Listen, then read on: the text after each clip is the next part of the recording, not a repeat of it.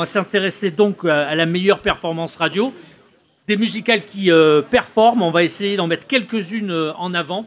Alors, bien entendu, Nostalgie, il y a beaucoup de choses à dire, avec son directeur, Alouette, qui fait office de première radio régionale de France. Et on va aller dans l'Est, jeter un coup d'œil sur les audiences d'Azur FM.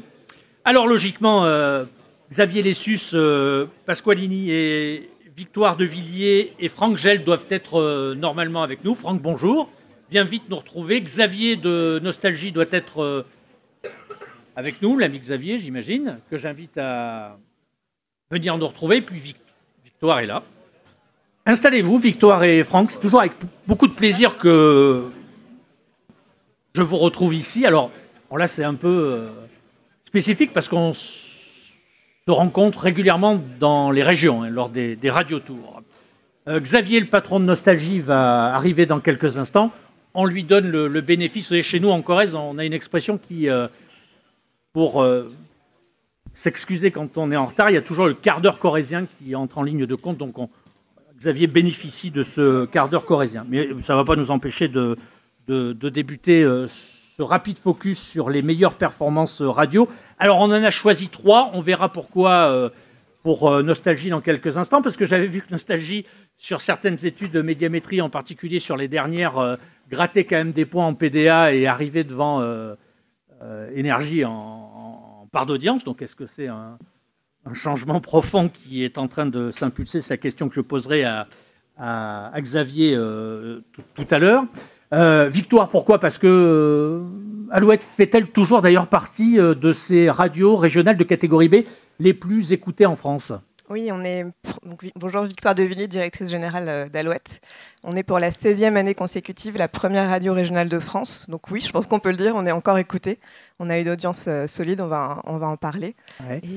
Et Franck, pareil, vous avez une audience solide pour une radio de catégorie A qui émet dans l'Est de la France, c'est à Célestat.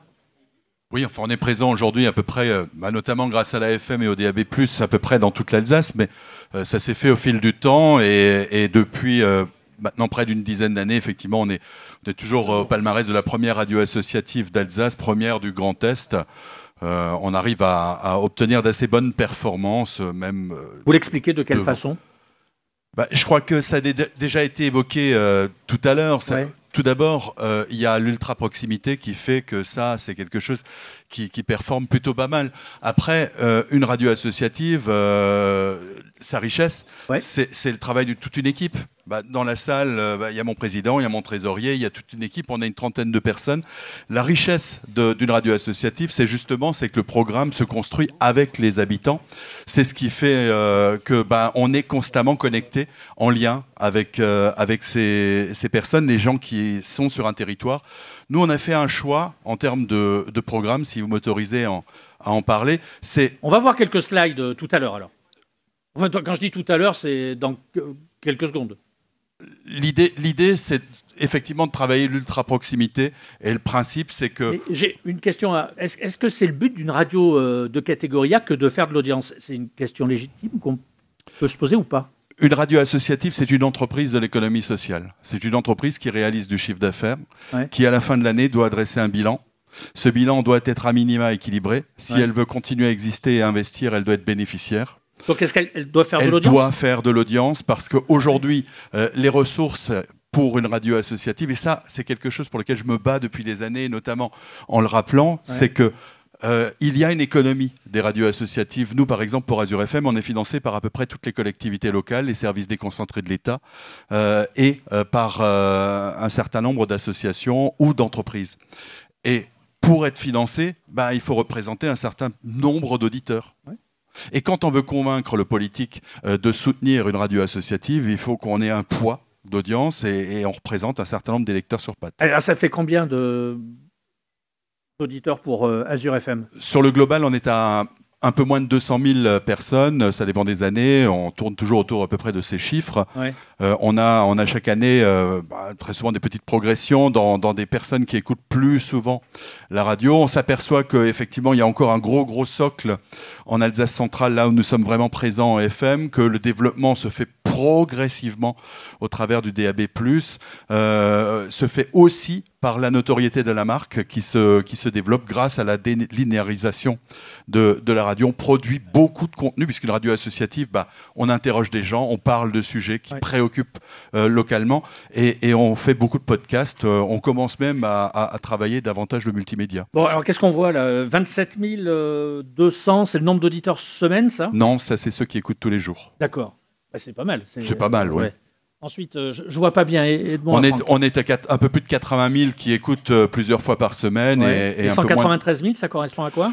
Ça, c'est parce qu'il y a des émissions thématiques. Donc, vous avez des auditeurs, et c'est le cas de toutes les radios associatives, qui écoutent une radio à un moment donné, mais parce qu'elles adhèrent à un projet, à une thématique, à une émission donnée. Mais par contre, ce ne sont pas forcément des gens qui vont être des fidèles qui se réveillent le matin avec la matinale de la radio. Est-ce que Azure FM est la radio de catégorie A la plus écoutée en France? Oui ou non?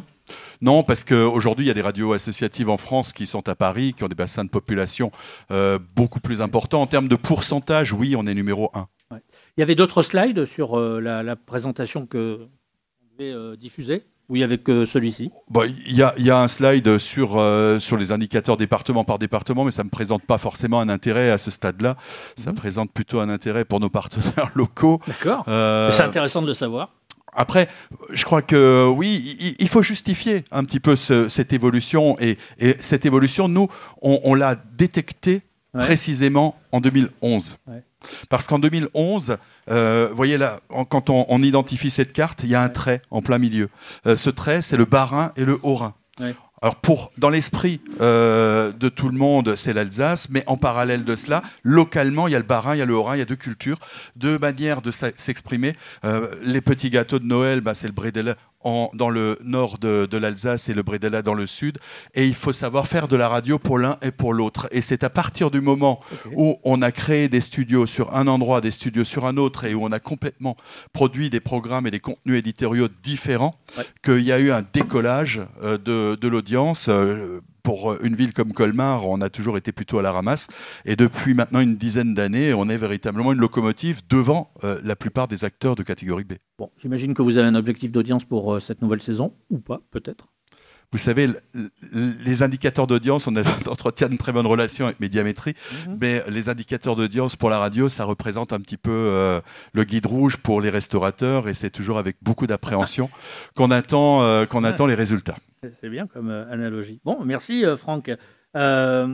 Victoire, bon, tout va bien. Alors ça correspond, vous n'êtes pas au point, vous êtes un chouïa en dessous du point d'audience national. C'est ça, depuis pas mal d'années aujourd'hui, mais on le tutoie régulièrement. Donc, il faut le dépasser pour apparaître donc, dans l'étude trimestrielle ou bimestrielle publiée par Médiamétrie. C'est déjà arrivé à de nombreuses reprises et je suis confiante sur nos prochains résultats. Oui, c'est pas impossible, hein, ça fluctue de temps en temps, mais vous êtes un chouïa en dessous pour l'instant. Hein, ça ne veut pas dire que demain ou au printemps prochain, vous n'atteindrez pas ce point d'audience qui est un point symbolique, parce qu'à chaque fois qu'on l'atteint, j'imagine qu'aux herbiers, c'est un peu la fête. J'imagine. Bon, vous nous avez amené 2 ou 3 slides, Victoire, on va les feuilleter ensemble. Je voulais vous parler de nos performances sous l'angle de la proximité. Donc, Alouette est une radio régionale née en 1981. On émet sur tout le Grand Ouest, de la Bretagne à Bordeaux aujourd'hui, et puis en passant par le centre. Et notre principale valeur ajoutée, c'est la proximité qu'on entretient avec notre auditoire. On est une radio qui crée des événements, qui fédère les équipes du Grand Ouest en termes de sport. On est partenaire de nombreuses divisions. On est également partenaire des plus grands festivals de la région. Vous avez ici une photo des Francopholies de La Rochelle. Et pour créer tous ces contenus et ces partenariats, on s'appuie sur une équipe de journalistes. On a 13 journalistes dans notre radio sur un peu moins de 45 salariés qui sont là pour créer des contenus et couvrir l'actualité de nos régions. Là, vous avez une photo du Vendée Globe. On est présent sur la plupart des arrivées, qui est un grand événement évidemment international, mais qui est né tout près de notre radio. Et notre objectif est vraiment de parler de ce qui concerne nos auditeurs dans leur territoire. On peut s'enorgueillir aujourd'hui de 75 rendez-vous d'information décrochés quotidiennement. On a à peu près 10 zones décrochées pour la partie journalistique et éditoriale. On s'efforce aussi d'aller au plus près de nos auditeurs sur des événements qu'on appelle les live Alouettes.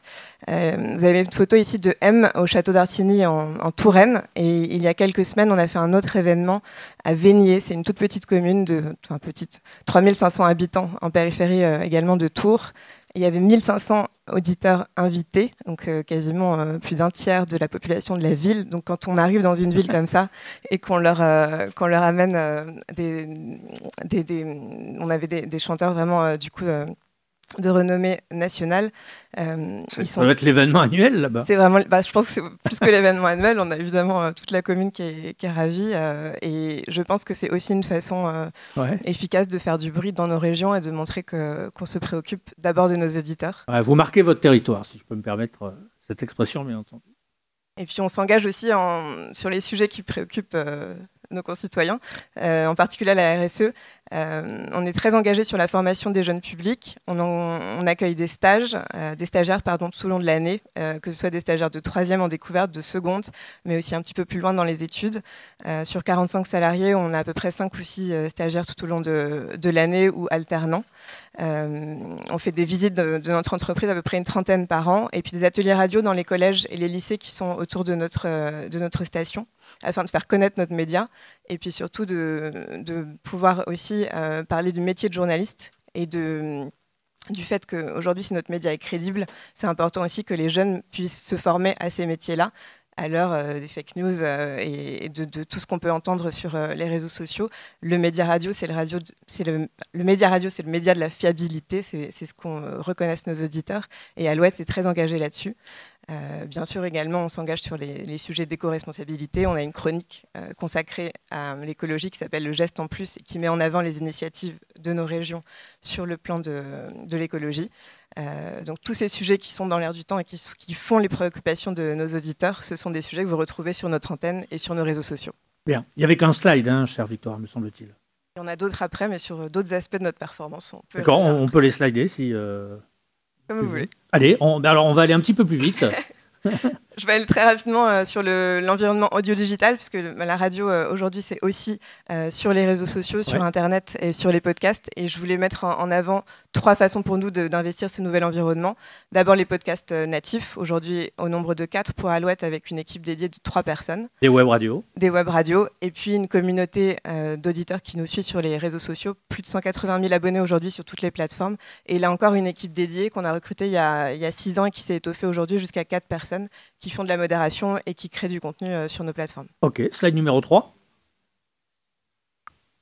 Le dernier aspect de la performance d'Alouette, c'est son modèle économique, parce qu'on est une radio de catégorie B. Ce modèle est résilient et efficace, puisque notre chiffre d'affaires est toujours en progression aujourd'hui. Pourtant, on fait beaucoup de radio bashing, et il est à noter quand même que nos modèles économiques ont fait leurs preuves. On a une audience qui est très stable. On parlait tout à l'heure d'auditoire global. Nous, on a 2,7 millions d'auditeurs. Notre marque est forte. On fait en sorte de trouver de nouveaux relais de croissance pour notre chiffre d'affaires. Je salue les équipes de TF1 là, que je vois dans l'assistance, avec qui on a développé de nouveaux produits, notamment pour notre groupement Les Indés Radio. Moi, je vois que vous diffusez jusqu'à la Creuse, non? Exactement. J'espère que vous nous écoutez quotidiennement. Guéret, non? Jusqu'à Guéret, la souterraine. Souterraine, voilà. Et puis, on a aussi nos flux audio-digitaux qu'il s'agit de commercialiser, et c'est un chiffre d'affaires en très forte croissance. Il y a un 4e slide pour terminer, peut-être? Non, c'était mon dernier slide. Bon, c'était très bien, merci Victoire. Et puis, pendant que vous parliez, pendant que vous nous présentiez comment dirais-je, les forces et les atouts d'Alouette, Xavier de Nostalgie est arrivé à patte de velours pour participer à ce focus sur la meilleure performance radio. Alors, je le disais en préambule, Xavier, d'abord, bonjour. Merci d'avoir pris un petit peu de ton temps dans un emploi du temps qui doit être ô combien chargé pour nous consacrer quelques minutes.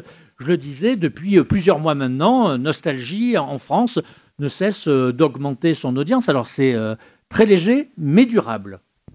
Léger trop, mais durable, oui. Non, je plaisante. Désolé pour le retard. Non, c'est pas le souci. J'ai un caractère assez modeste, donc c'est toujours difficile pour moi de parler de réussite et autres et de mettre en avant la radio.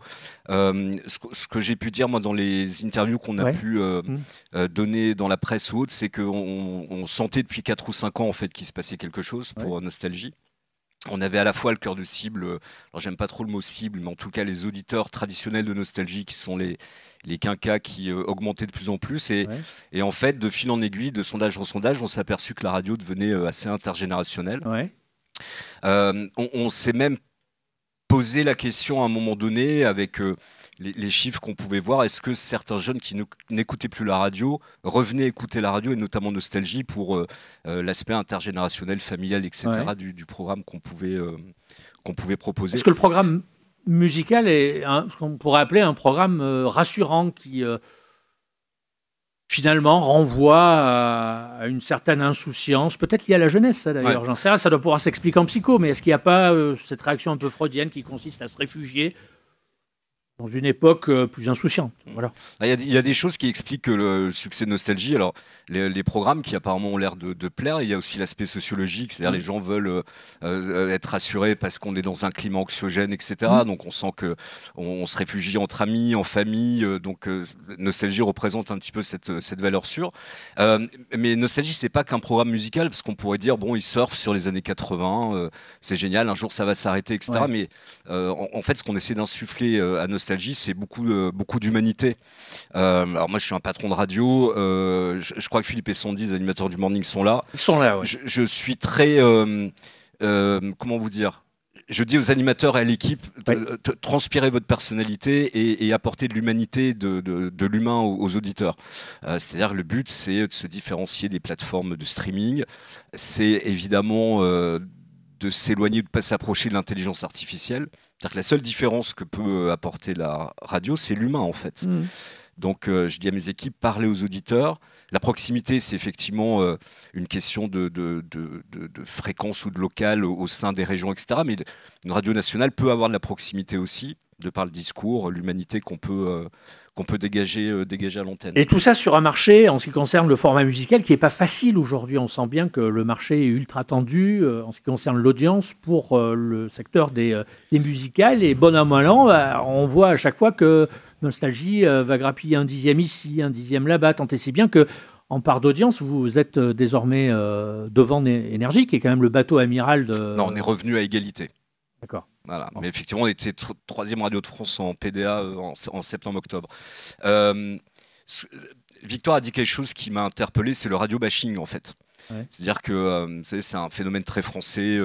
On commence à diffuser une idée et tout d'un coup la radio. Vous le voyez où le radio bashing? Parce que j'ai pas voulu rebondir sur un peu de partout. Après, un média qui est écouté par X millions de Français tous les jours, je pense qu'on en rêve. Après, il faut arrêter. Alors c'est marrant parce que je m'occupe de Nostalgie, mais je dis à mes équipes, arrêtons. Enfin, ne vivons pas dans le passé. Parce que moi, j'entendais beaucoup, oui, mais à l'époque, etc., etc. Vous vous rendez compte que maintenant un auditeur il peut aller passer du temps sur TikTok, sur YouTube, écouter les streamings, donc il y a une déperdition de l'audience qui est assez phénoménale. Donc il faut vivre avec son temps et puis essayer de faire le meilleur, mais pas passer son temps à ruminer en disant oui la radio c'est moins écouté qu'avant. Bah oui, TF1 fait plus les scores qu'ils faisaient quand ils étaient tout seuls, mais c'est la loi du marché et il faut foncer quoi. Donc, trois choses qui performent à Nostalgie, c'est 1, la matinale, 2, la prog musicale, 3... Oui, enfin, les chiffres sont globalement bons. Donc la matinale avec Philippe et Sandy qui sont là depuis 12 ans. Ils sont là ou pas? Parce qu'en fait, je vois pas. Il y a Philippe qui est là. Ah, il est là. Il est là, Philippe, non? Oui, il est là. Ah, il est là, salut. Philippe et Sandy qui sont à la matinale depuis 11 ans. La programmation musicale? Oui, la programmation musicale, les tranches de... Il y a 9h midi qui est le... Alors c'est marrant parce que Nosta, en fait, le prime, généralement, c'est le morning. Et là, on a un second prime qui est le 9h midi. Donc, c'est l'écoute at work, etc. Les gens qui sont au travail et qui écoutent. Donc là, c'est Désirless, Image. Non, ou c'est une Image d'Épinal, par exemple. Bah, écoutez, vous verrez que c'est pas que Image et Désirless. Il y a aussi Queen, Dépêche Mode, Jean-Jacques Goldman, etc. C'est un raccourci qu'on fait pour Nosta qui m'agace un petit peu. C'est pas que Star 80, etc. Mais bon, après, libre à tout le monde de retenir... ce qu'il veut de la programmation. Oui, c'est tous les années 80. Moi, j'ai entendu le week-end des choses que j'entends pas ailleurs, des vieux trucs des années 80 que j'ai réécouté, redécouvert avec plaisir. Il me semble que j'avais entendu Alisha avec Baby Talk, par exemple, un truc qui datait de Mathusalem.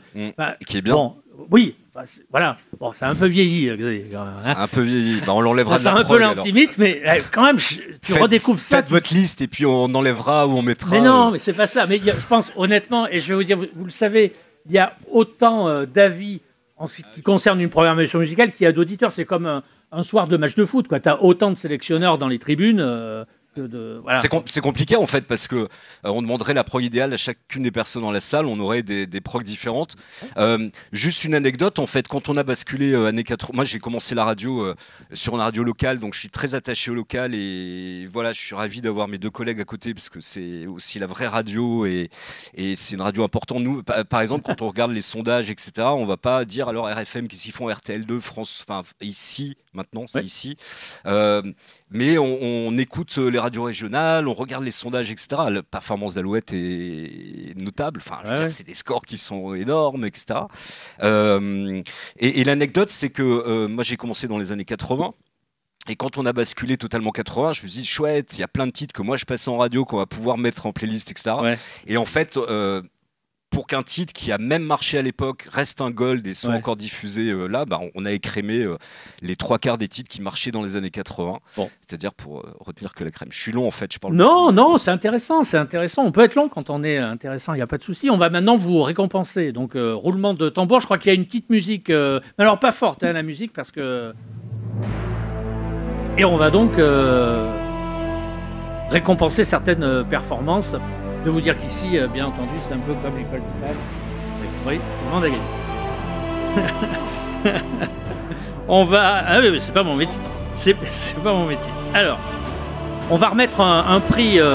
D'abord, on va remettre un prix particulier pour la performance de Nostalgie, parce que c'est ce que nous, en tant que rédacteurs à la lettre pro de la radio, on retient, bien entendu. Et puis, on va remettre un prix coup de cœur pour nos amis des Herbiers... et notamment pour Victoire, qui partagera ce prix avec son papa Bertrand, et puis l'autre moitié avec les membres de l'équipe d'Alouette. Et puis on remettra bien entendu un cadeau à Franck Gel pour son engagement sur ce territoire du nord-est de la France qu'on a eu le plaisir de traverser l'autre jour. Alors d'abord, pour Xavier. Comme tu veux. Voilà. Non mais en fait c'est toujours très délicat parce que toutes les radios méritent des prix. Alors permettez-moi de dédier ce prix en fait à la radio dans sa globalité. C'est-à-dire on va enlever le logo Nostalgie parce que la radio c'est un beau média, c'est loin d'être terminé et mes collègues auraient largement mérité ce grand prix. Voilà, donc à la radio et à notre métier passion. Très bien, bravo Xavier, bravo pour la suite, parce que je suis persuadé que Nostalgie deviendra assez rapidement la première radio musicale de France. Et alors pour Victoire, voilà Victoire. Merci beaucoup, merci. Je le dédie à mon papa qui a créé la radio il y a plus de 45 ans aujourd'hui. Donc c'est pour ça que j'en prends la suite et donc j'espère que j'incarne aussi l'avenir de notre média pour les radios régionales. Et donc vous êtes tous les deux, Victoire, vous diffusez en DAB ? Évidemment. Xavier, vous diffusez en DAB ? Ouais, bon, alors deux petits postes. Il y aura quelque chose pour Franck, hein, pas de souci. Des gâteaux ? Il y aura peut-être des produits corésiens. Merci à vous. C'est vachement sympa. C'est vachement sympa d'être venu. C'est vachement sympa de partager votre passion. C'est vachement sympa d'être là, tout simplement. Je ne vais pas en rajouter. Donc bravo pour ce que vous faites pour la radio en règle générale. Et puis, je sais que ce n'est pas facile de fabriquer du plaisir tous les matins quand on se lève. Hein, on connaît les ingrédients, mais pas forcément la bonne recette. Donc bravo pour... donner du plaisir en cette période à l'ensemble des auditeurs qui vous écoutent, et que ce soit pour Azure FM, Alouette ou encore pour Nosta à Paris et ailleurs. C'est déjà un boulot qui est quotidien et harassant durant toute une saison. Donc merci pour ces efforts. Quelques applaudissements pour terminer, puis on enchaîne la Alors, suite. Juste, Eric, c'est Qu'est-ce encore... que j'ai oublié ? Tu n'as j'ai rien. oublié Franck, mais oui. T'as oublié Franck. Et alors le problème, on va dire la vérité aux gens, on avait des cadeaux, des micros. Ils ne sont pas encore arrivés, le livreur s'est perdu sur la route. Ce n'est pas des blagues. Hein. C'est pas une blague belge. C'est pas une blague belge. Hein, mais il arrivera en temps et en heure. Très bien. On va vous le faire parvenir. Allez, merci beaucoup. Une fois.